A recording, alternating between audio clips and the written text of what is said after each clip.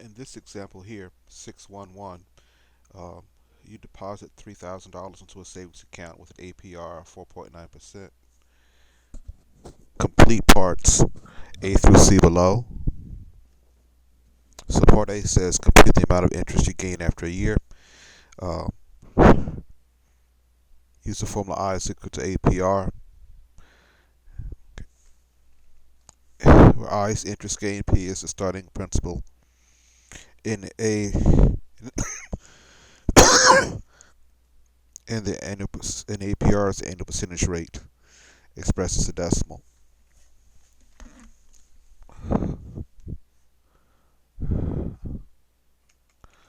So what I have here, I have my formula I is equal to PRT, principal times the rate times time, a simple interest formula, where my P is 3,000, my T is 1 for 1 year, and my rate is 4.9% expressed as a decimal, 4.9. So they want to know the amount of interest you would gain after a year. So I plug into the formula here.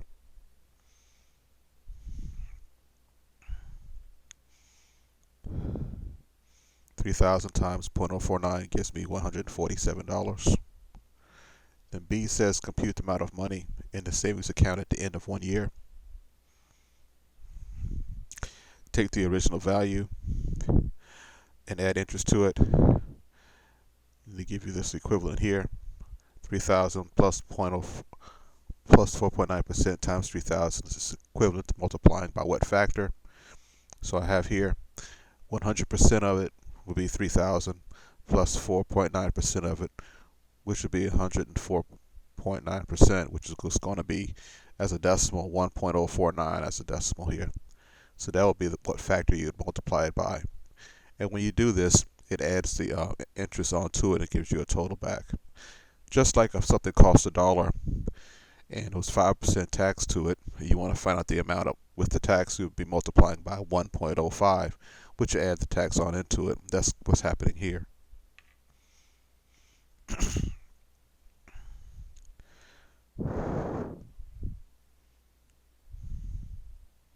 So that's what happened there. Now in C, they ask you to fill in the following table. So you have your starting balance here. The amount of interest that will be generated would be I is equal to PRT.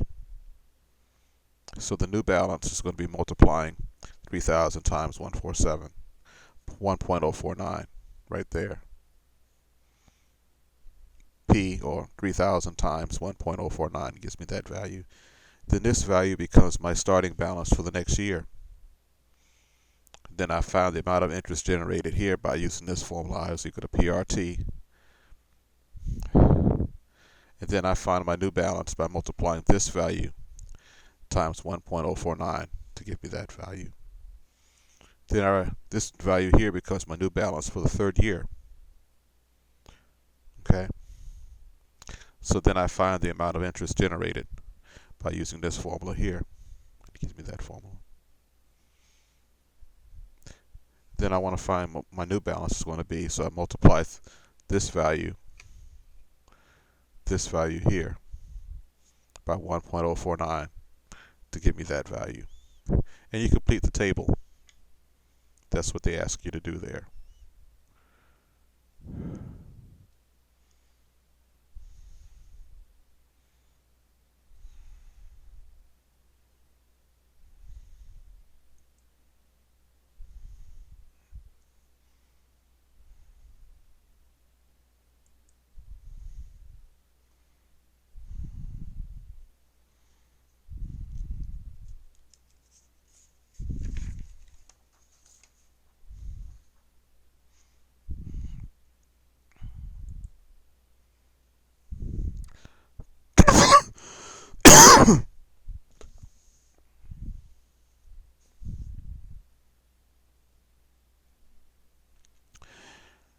(6.13)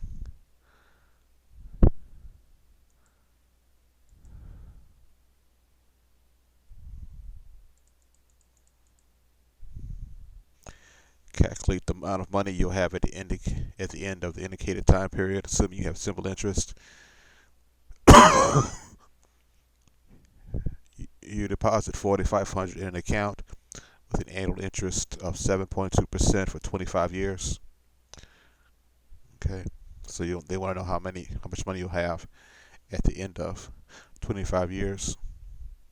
I assume you've earned simple interest, so that tells me the formula I'll be using, simple interest formula. I is equal to PRT is my simple interest formula.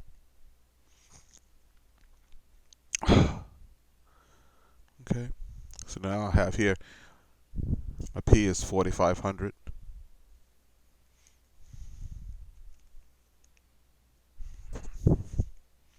And my rate is at 7.2%, which is 0.072 times 25. So I have 4,500 times 0.7072 times 25.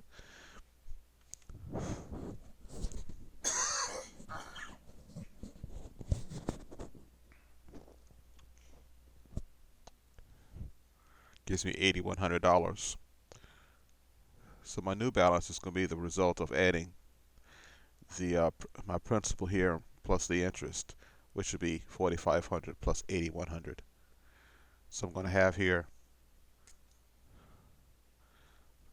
$12,600.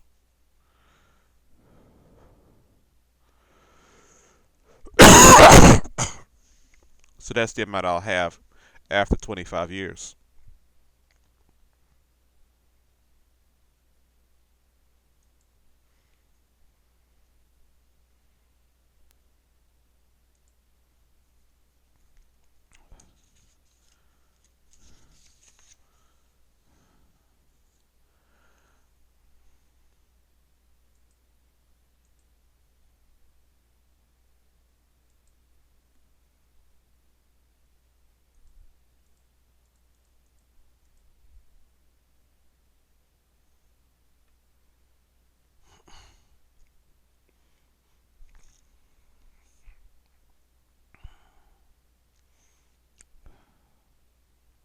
So this one here, 615, asks you to use the compound interest formula to determine the accumulated balance after the stated period. You have $4,000 invested at 6% for 5 years. Okay. So when I set this up, there's my compound interest formula. In this case here, interest is being applied once a year. In this one, it's not a monthly payment, it's interest is being applied once a year. My APR is 6%. As a decimal, it's going to be 0.06, and for 5 years, and my principal is 4,000. So the first thing I did was I wrote up my formula. Then I assigned values to my variables.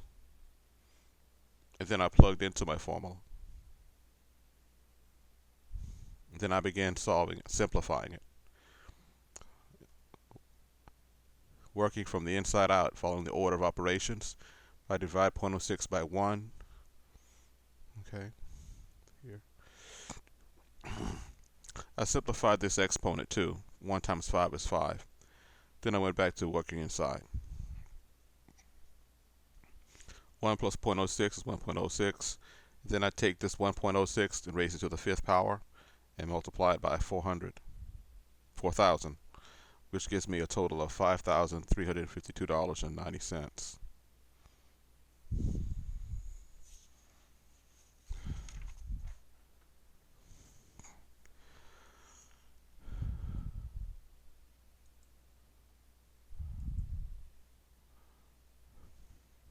That one's just like it. There's a thought problem there. Describe the basic differences between linear growth and exponential growth. Linear growth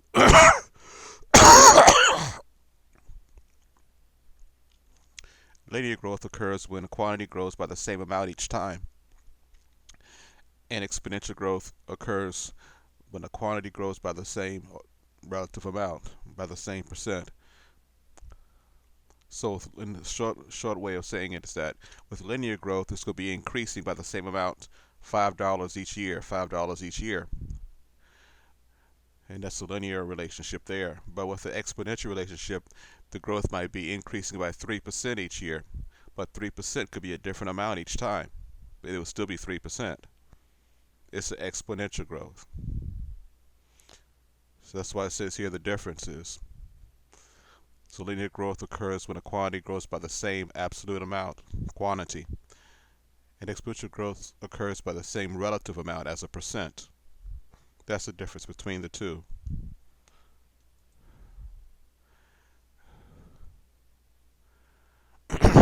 In this one problem here,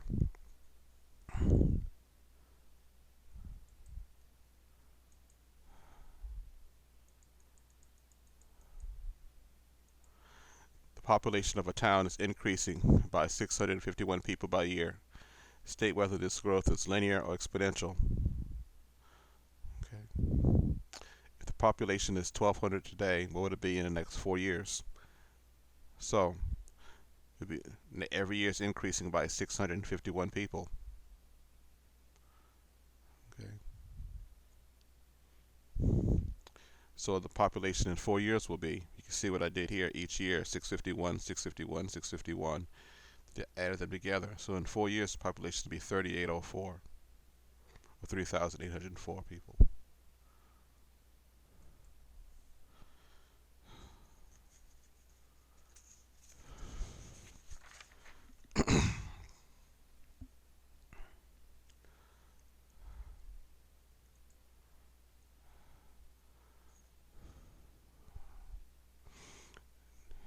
In this particular problem here, let's take a look at it. During the worst periods of hyperinflation in a certain country, the price of food increased at a rate of 15% per month. So explain whether this increase was linear or exponential. If your food bill was $120 one month period, what would it be 3 months later?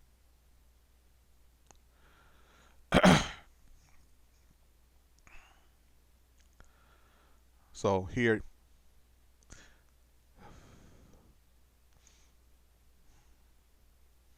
it's an exponential relationship. So what it would be approximately 3% each time, each 15% of it, 15% of it, and then 15% added to that. So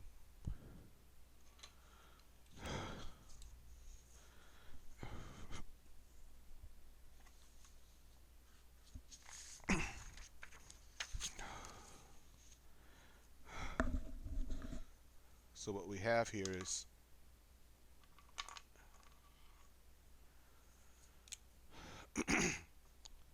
so we have $120 times 0.15, 15% of that. 15% of $120 is going to be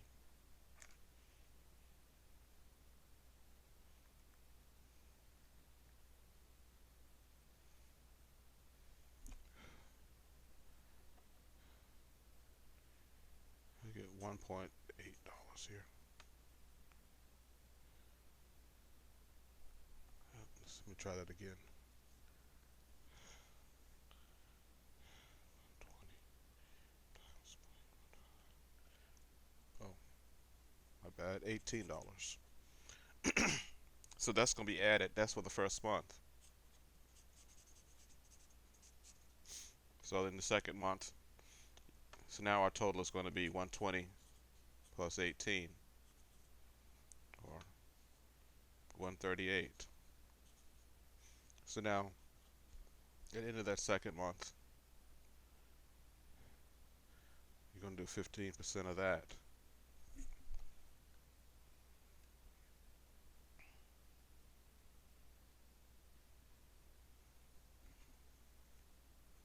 That's $20.7. So now you're going to have 138 plus $20.7.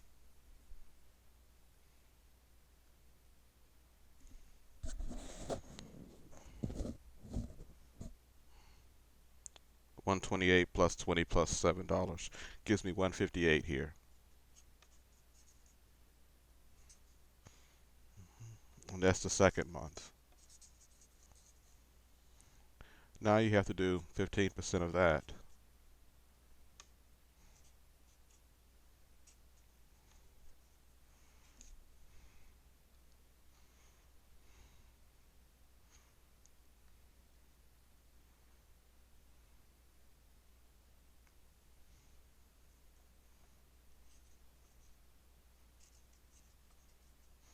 That gives me $23.81, 81 cents, 805.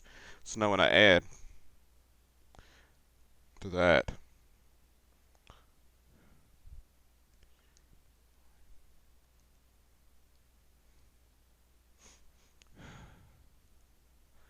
I end up with 158.7 plus 23.805, and I get 182.50, approximately $183. So you notice here that the change is the same percent, but it's a different amount. It's a different amount each time.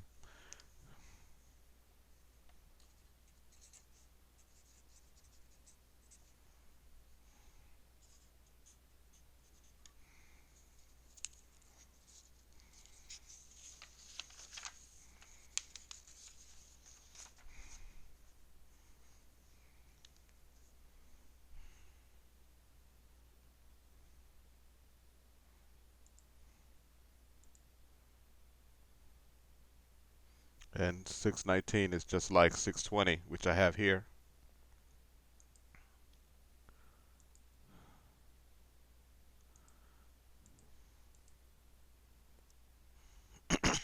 The price of a computer component, the price of a computer component is decreasing at a rate of 12% per year. State whether this increase is linear or exponential. If it costs $60 a day, how much will it cost in 3 years? So in the first year, we can see it's going to depreciate by $7.20. So you subtract it here, and then that becomes the new value. In that second year, it's going to depreciate by $6.34 at 12% there.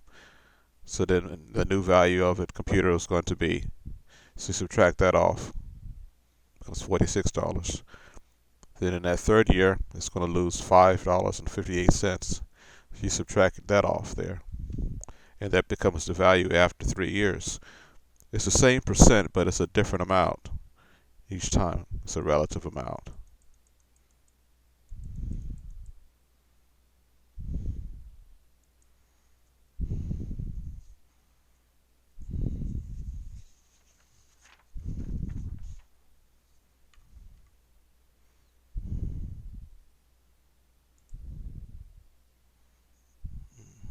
And this one just like it.